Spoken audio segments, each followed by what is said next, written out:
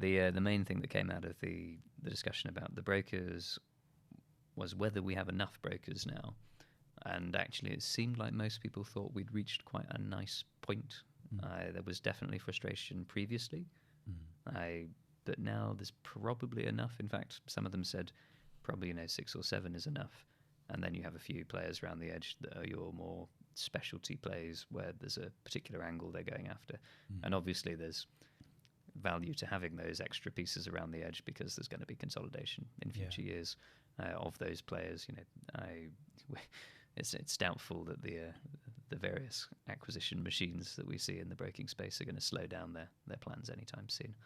And of course, 2024 is very exciting for seeing what happens from a Willis point of view as well. So we'll all be watching with bated breath.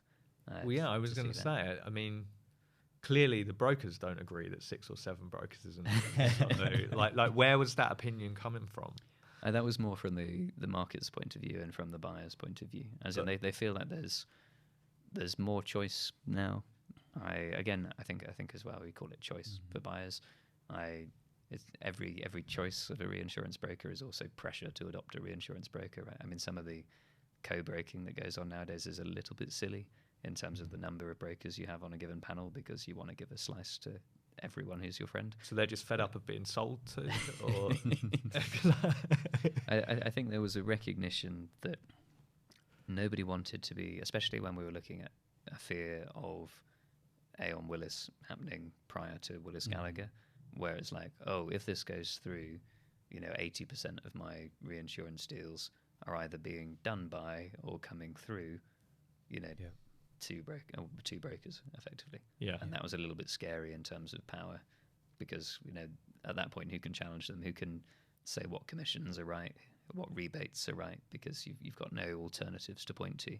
Whereas now there's a healthier balance, I would say, between being able to push back and say, actually, there are quite attractive other providers I can use. I'm probably still going to use you, but on good terms. No, I just found it an interesting comment, like something that you use every day. You're like, okay, that's enough choice. Like, there's enough pens in the world.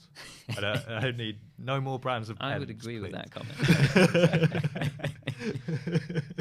No, I think when we were looking at, if you look at it from a reinsurer's point of view, the very obvious fear of there's only 2 is big because the power imbalance is so significant. However, it's fairly resource intensive to build relationships with brokers worldwide. And if you said instead of 2, we're going to have 500 different brokers, all of whom are going to do their own, that's a hellscape for reinsurers who are going to try to send their team to go on meetings and trips and build bigger relationships and have a strategy across shared clients and everything else. So I think they're trying to strike that balance of we don't want 2, we also don't want hundreds and hundreds, because we need to deploy our efforts to build relationships and get the deal flow that we want. If that deal flow sort of explodes across hundreds of people, as an extreme example, that's also very difficult. So I think they're looking at it going, 7 to 10's about right. More than that's too painful. There's this sort of there's massive tangent now, but there was a report that come out. This is like early 2000s maybe, but it was about mustard and how if there's too many options of mustard, people have paralysis of choice. Similar here, I think, in reinsurance of I only want a couple core ones. If you introduce hundreds of variations of this, I'd just rather just walk away from the whole operation.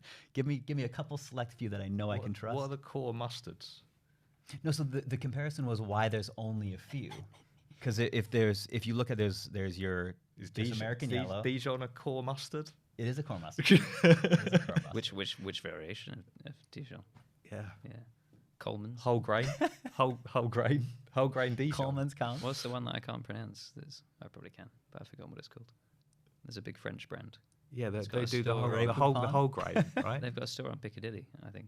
Oh, it's not great. Yeah, well, you can get 18 different types. Yeah. Anyway. Not all of those are core mustards. No. Oh, all core mustard. Specialty mustard.